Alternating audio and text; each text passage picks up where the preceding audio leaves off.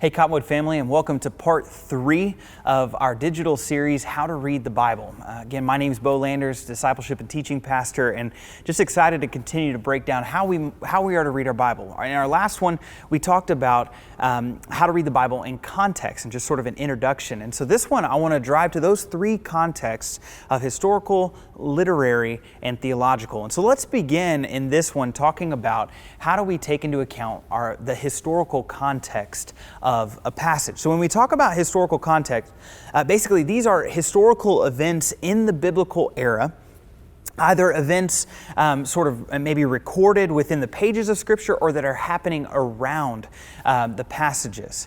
And so basically the history forms the backdrop for these individual verses. And so when you get to the book of Amos, right, a book that I'm sure we don't read a ton of, but when you get to the book of Amos, the irony is that there is social and economic developments that are happening all around. It's around the 8th century BC. And it actually, if you look at the history surrounding the book of Amos, everything seems really good. But then you read the book of Amos and it's a direct opposition. It's very different because now it's condemnation for the nation of Israel and those surrounding nations, even though they're prospering economically. Or maybe you get to the book of Ezra that you got to read in Babylonian exile. Or you get to John. And you get to John from a historical standpoint. The Gospel of John was written after the other 3 Gospels of Matthew, Mark, and Luke. And so that's why John feels a little different when you begin to read it. Instead of coming from a bottom-up perspective where they're seeing the birth of Jesus through his death and resurrection, John begins with what? In the beginning was the Word, and the Word was with God, and the Word was God. And so these little nuances in this historical background begin to help us understand the Bible just a little bit more and place it in their proper context. I'm going to give you one example of this in Joshua chapter 1, a passage that you're probably maybe a little bit familiar with, you've maybe seen on a coffee mug, but in Joshua chapter 1, verse 8, verse 8 and 9. It says this book of instruction must not depart from your mouth. You are to meditate on it day and night, so that you may carefully observe everything written in it, for then you will prosper and succeed in whatever you do. Now catch verse 9. This is the one that you may probably have heard. Haven't I commanded you? Be strong and courageous. Do not be afraid or discouraged, for the Lord your God is with you wherever you go. Now, if we take especially verse 9 and we say, be strong and courageous, know the Lord your God is with you, and we take that and we sort of rip it out of its context, then we run the risk of what we call eisegesis, is the technical term here. Basically, what happens is that verse can mean anything you want it to mean. And we can't be doing that with Scripture, because all of a sudden we can begin, what if you say this verse means this and this person says this verse means this? Well, we can't both be right. And so what historical context actually helps us do is begin to place it in its proper zone, so to speak.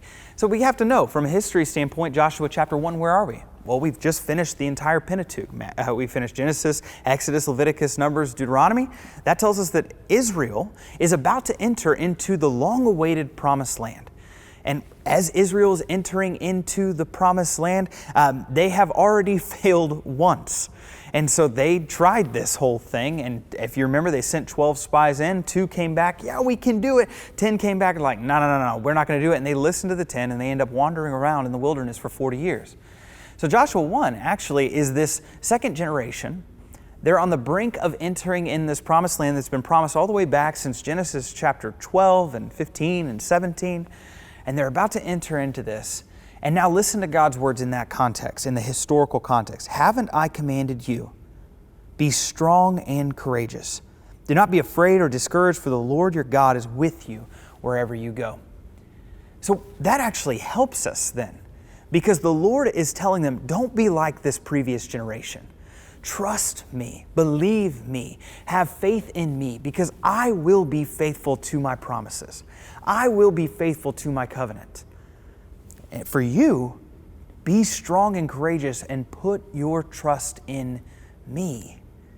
Now all of a sudden that verse, with just a little historical backing, tells us a lot about God.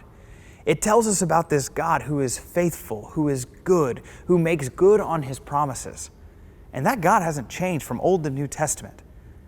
And so just by looking at the history, we actually begin to see a little bit more to that verse. And we get a God who is big and who has called us to be strong and courageous and trust in Him and Him alone. That's a little bit into the context, and that's a little bit specifically to the historical context.